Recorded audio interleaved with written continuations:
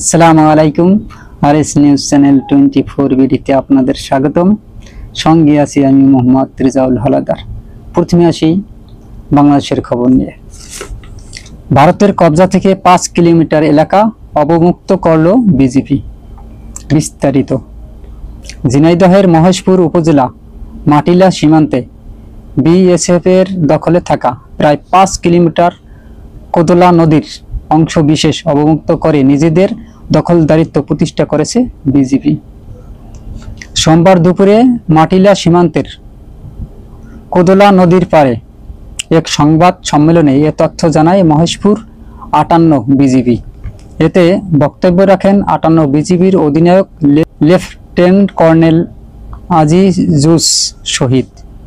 আরও উপস্থিত ছিলেন 58 বিজিবির নবাগত অধিনায়ক lieutenant colonel Rafiq, Matila camp commander Muktar Hossain.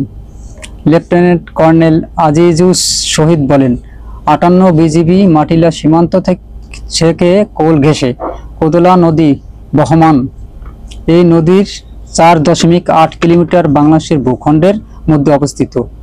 তবে এ যাবৎকাল বাংলাদেশের লোকজন নদীতে কোনো রকম কাজকর্ম করতে পারত না।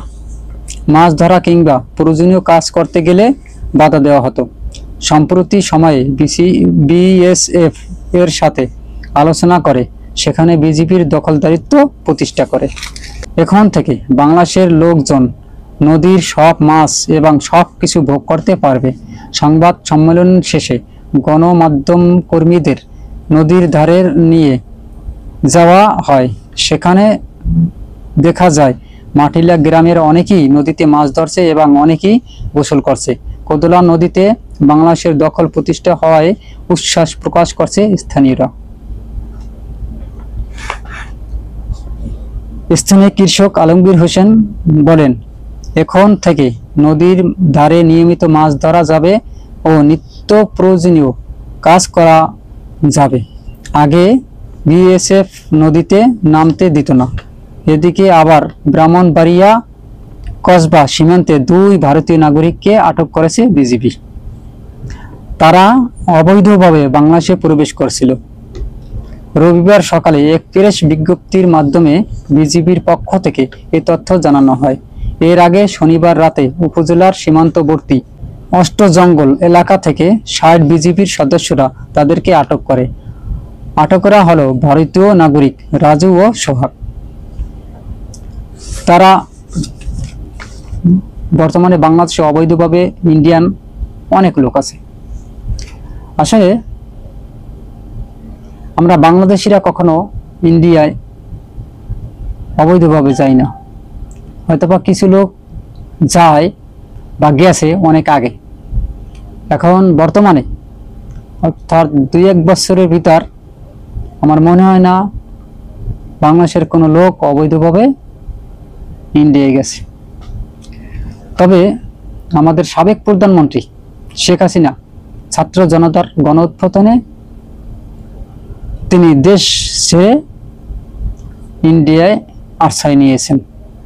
সেটা ভিন্ন কথা, কেননা ইন্ডিয়ার সহমত ছিল বিদায় তারা ইন্ডিয়া যেতে পারছে। এদিকে না গিয়ে ইন্ডিয়ান প্রায় 10 থেকে 12 হাজার কর্মী বাংলাদেশে কাজ করছে, কিন্তু বাংলাদেশের কোনো কর্মী ইন্ডিয়ায় গিয়ে যে কাজ করে এরকমের হয়তোবা আছে কিনা জানা নেই। তবে কিছু হিন্দু সম্প্রদায়ের লোক সে জায়গায় কাজ করতে যেতে পারে। এটাও তাদের দেশের লোকজনের আত্মীয় স্বজন বা পাড়া প্রতিবেশী, এর জন্য তারা হয়তোবা ইন্ডিয়ায় গিয়ে কাজ করে। এছাড়া যারা বাংলাদেশী নাগরিক তারা ইন্ডিয়ায় কাজ করার উদ্দেশ্যে কখনো যায় না। এদিকে ভারতীয় অনেক নাগরিক বাংলাদেশ বিজেপি আটক করা হয়েছে, তারা অবৈধভাবে বাংলাদেশে প্রবেশ করার দায়। আজ এ পর্যন্তই। আসসালামু আলাইকুম ওয়া রাহমাতুল্লাহি ওয়া বারাকাতুহু।